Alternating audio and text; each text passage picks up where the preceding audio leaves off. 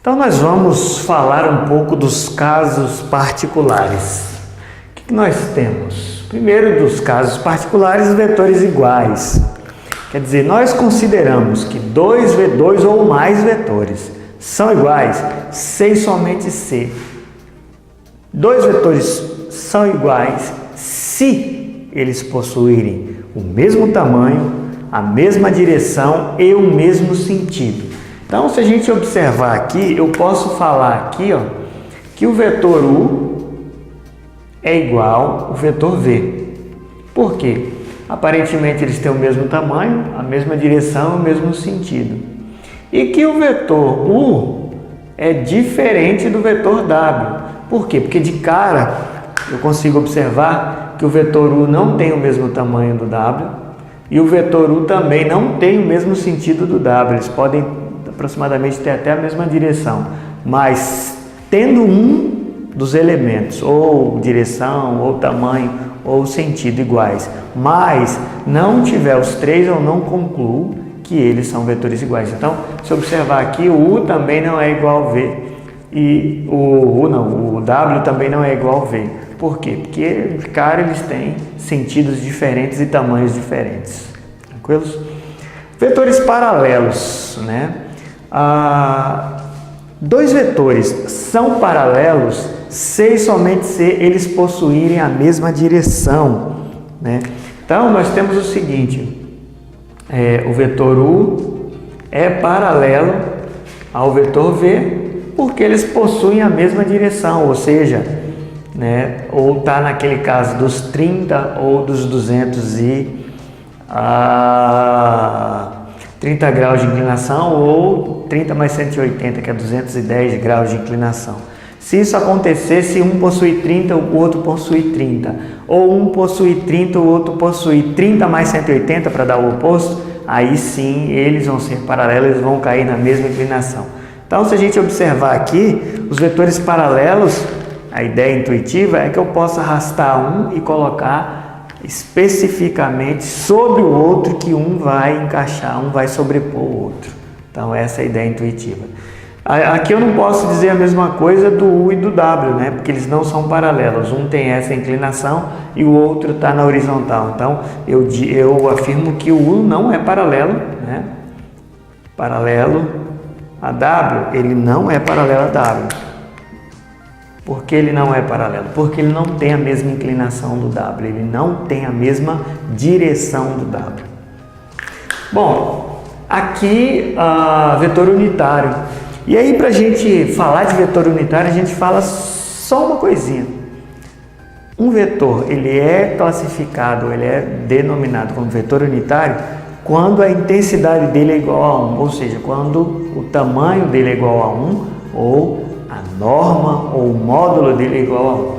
Então, se eu calculo lá o tamanho desse vetor e descubro que o tamanho desse vetor é igual a 1, uma unidade, se for força, quilograma, ou newton, se for velocidade, 1 km por hora ou metro por segundo, se for qualquer que seja a unidade de aceleração, 1 metro por segundo ao quadrado, entre outras coisas, se o tamanho dele ou a intensidade dele for 1, ele é unitário. Se não, ele não é unitário.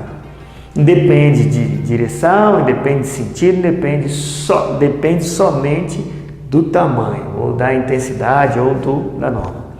Vetor nulo. Quando nós falamos da representação de vetores, nós falamos que um vetor é representado por um segmento de reta.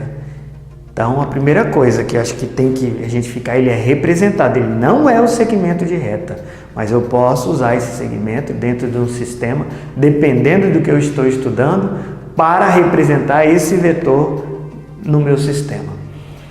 Quando todo segmento é definido por dois pontos, um de origem e um de extremidade, quando o ponto de origem coincide com o ponto de extremidade, aí nós temos que esse vetor é um vetor nulo, ou seja, o vetor nulo é um ponto só. Quando o ponto A está no mesmo lugar, é congruente ao ponto B, está no mesmo local do ponto B, esse vetor AB é o vetor nulo. E a notação do vetor nulo, como a gente denota ele, é um zero com o símbolo do vetor em cima, exatamente como a gente denota o vetor nulo.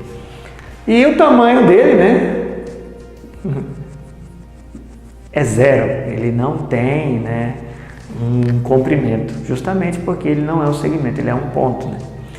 Vetores ortogonais, quando, né, e aí eu falo, reforço que o segmento não é o vetor, o segmento representa o vetor no sistema estudado. Então, se eu tiver que redesenhar esse segmento, né, do mesmo tamanho, mantendo a direção, mantendo o sentido, esse desenho que eu fiz redesenhando o segmento dado, ele é o mesmo vetor do anterior. Por exemplo, se eu tiver aqui o vetor W e eu tiver um sistema onde eu tenho que colocar o W aqui, se eu não mudar a direção, nem o sentido de W e nem o tamanho de W, esse aqui é o próprio W. Eu posso dar até outro nome para esse aqui, mas ele vai ser igual ao W, porque ele tem o mesmo tamanho, mesma direção e mesmo sentido, e aí cai aqui no que diz os casos particulares de vetores iguais. Então, esse cara aqui pode ser o W, ou a gente chama também um representante do W, né? Então, quando nós temos que dois representantes de dois vetores quaisquer formam um ângulo de 90 graus, né, no caso aqui, aí eu digo que esses vetores, eles são ortogonais, né? Então, o vetor, a gente não fala perpendicular, nós falamos ortogonais ou ortogonalidade, né? Então, existem vetores ortogonais. Quando que dois vetores são ortogonais? Se e somente se um de seus representantes formarem, né, ângulo de 90 graus entre si. Aí, no caso, os dois são ortogonais. E, por último, vetores coplanares, né? A gente tem um plano aqui alfa, a gente tem um plano alfa. Se nós observarmos os três vetores U, V e W, todos eles estão contidos no plano alfa. Então, eu costumo dizer que eles são coplanares. No caso aqui, esses dois vetores U e V estão contidos no plano alfa, mas o W não está contido nesse plano. Então, os três não são coplanares. E dois vetores, em quaisquer caso, sempre serão coplanares. Então, dois vetores sempre são coplanares, mas três ou mais vetores nem sempre são coplanares. O que precisa acontecer? Eles estarem contidos no mesmo plano. Tranquilos?